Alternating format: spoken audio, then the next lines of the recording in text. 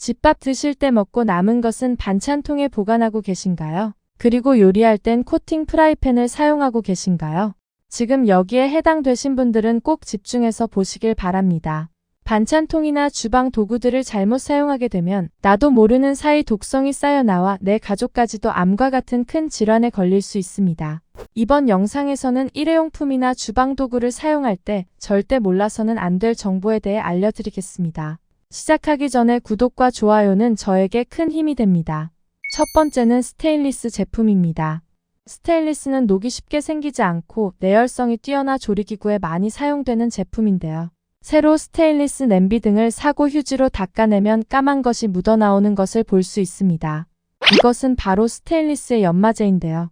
연마제는 스테인리스 재질의 표면을 매끄럽게 해주고 광택을 내기 위해 사용하는 물질이지만 발암물질에 해당되어 반드시 조심하셔야 하는 물질입니다. 연마제로 사용되는 탄화규소는 암을 유발하는 2A급 발암물질에 해당되지만 정작 주변 사람들은 잘 알지 못합니다. 탄화규소는 지용성이기 때문에 물에 녹아나지 않아 주방 세제와 물로는 세척이 불가한데요. 연마제를 제거하지 않으면 오일을 두르고 요리를 할 때마다 섭취를 하게 되어 반드시 제거해야 합니다. 그럼 연마제는 어떻게 제거해야 할까요? 일단 식용유와 베이킹소다, 식초, 키친타올을 준비해주세요.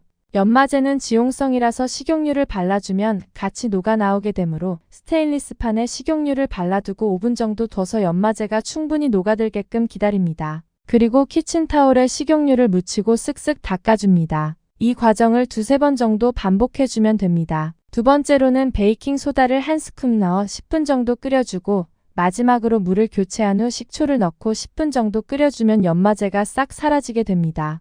두 번째는 코팅 프라이팬입니다. 코팅 프라이팬은 요리할 때 음식이 잘 붙지 않아 많이 사용하는 용품인데요. 하지만 사용하다 보면 코팅이 어느새 벗겨져 있는 것을 알지만 그냥 사용해도 괜찮겠지라고 생각한다면 큰일입니다. 건강을 위해서라면 벗겨진 코팅 프라이팬은 당장 쓰레기통에 버리셔야 합니다. 코팅이 벗겨지면 알루미늄 등 금속 성분이 나올 수 있는데 알루미늄은 몸에서 흡수는 잘 되지 않지만 아주 조금이라도 체내에 축적되면 뇌나 신장에 악영향을 끼치게 됩니다. 2019년 식약처에서도 프라이팬의 코팅이 벗겨져 있다면 새 제품으로 교체해야 한다고 권고할 정도로 중요한 사항입니다. 코팅이 벗겨지지 않기 위해서는 프라이팬을 쇠숟가락이나 주걱으로 휘젓지 말아야 하며 쇠수세미 또한 사용하면 안 되는데요. 쇠수세미로 문지르게 되면 코팅에 흠집이 생겨 그 사이로 이물질이 들어갈 수 있어 반드시 부드러운 스펀지를 사용하셔야 합니다. 세 번째는 플라스틱 용기입니다. 편의점 도시락을 먹거나 배달음식을 시킨 경우 다음날 전자레인지에 돌려서 먹은 경험이 한 번씩은 있으실 텐데요. 하지만 무작정 사용하게 되면 암을 유발하는 발암물질을 방출하여 정말 조심해야 합니다. 전자레인지에 사용할 수 있는 플라스틱은 정해져 있는데요. 전자레인지용 플라스틱 용기라고 표기된 상품도 있지만 없는 경우가 있어 플라스틱 재질을 꼭 확인하셔야 합니다. 화면에서 보시는 것과 같이 전자레인지에 사용할 수 있는 플라스틱은 2번 HDPE와 5번 PP가 해당되는데요. HDPE는 고밀도 폴리에틸렌으로 70도에서 100도 사이의 높은 내열 온도를 지니고 PP인 폴리프로필렌은 120도에서 165도 내열 온도를 가지고 있어 고온에서도 형태가 변하지 않아 사용 가능합니다. 요새 간편식을 많이 사드시는 만큼 꼭 전자레인지 사용하기 전에 용기 아래의 플라스틱 재질을 확인해 보세요. HDPE와 PP10팻 내열 OPS 네 종류는 전자레인지용이니 안심하고 하셔도 됩니다. 네 번째는 비닐입니다. 비닐채로 음식을 전자레인지에 돌리는 것은 많이들 안 좋다고 알고 계실 텐데요. 비닐이 열과 만나게 되면 인체에 해로운 환경호르몬이 배출되면서 암을 유발할 수 있습니다. 비닐봉지나 컵라면 용기에 사용되는 폴리스티렌을 사용하게 되면 환경호르몬이 배출되고 발암물질을 내보낼 수 있어 조심하셔야 합니다. 하지만 요즘엔 시중에 나온 비닐봉투 중에선 HDPE로 제작이 되는 경우가 많아 전자레인지에 사용하셔도 환경호르몬이 나오지 않게끔 내열성이 있어 안심하셔도 됩니다. 그래서 일반적으로 음식과 비닐봉지에 담아도 되지만 뜨거운 튀김은 비닐에 절대 넣어서는 안 됩니다. 튀김은 기름 자체의 온도가 매우 높은 데다 열이 표면에서부터 안쪽으로 전달되기 때문에 바로 비닐봉지에 넣으면 비닐봉지까지 녹을 수 있으니 조심하셔야 합니다. 다섯 번째는 플라스틱 도마입니다. 도마는 주방에서 가장 많이 사용되는 도구로 칼질을 할 때마다 흠집이 생기기 때문에 박테리아가 잔류할 가능성이 높습니다.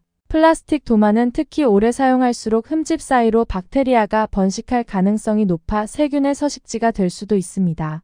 또한 염소 표백제 같이 살균제를 이용해서 세척해도 다른 틈 사이로 박테리아가 옮겨가면서 생명력을 이어가게 됩니다. 그리고 칼질을 하면서 미세 플라스틱 또한 검출될 수 있어 조심해야 합니다. 그렇다면 어떤 도마를 쓰는 게 가장 좋을까요?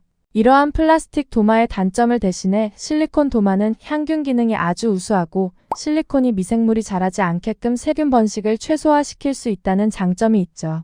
실리콘 도마는 칼질할 때 도마가루 날림이 거의 없고 미세하게 잘릴 수 있는데 흡착력이 좋아 서로 흡착하여 이물질이 낄 확률이 적습니다.